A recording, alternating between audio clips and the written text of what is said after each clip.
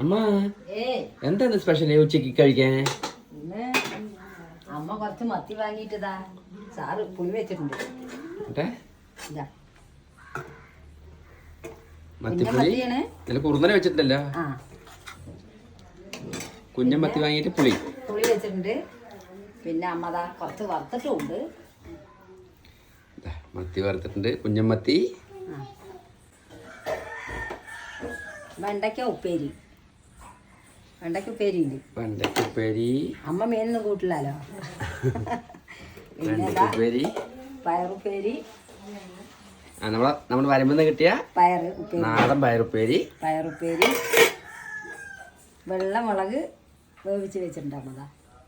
വെള്ളമുളക് വേവിച്ചിട്ട് പച്ച വെളിച്ചെണ്ണ ഒഴിച്ചത്. കുറച്ച് മാങ്ങ, ചെറിയ മാങ്ങ, കണ്ണിമാങ്ങ ഉപ്പിലിട്ട് വെച്ചിട്ടുണ്ട്.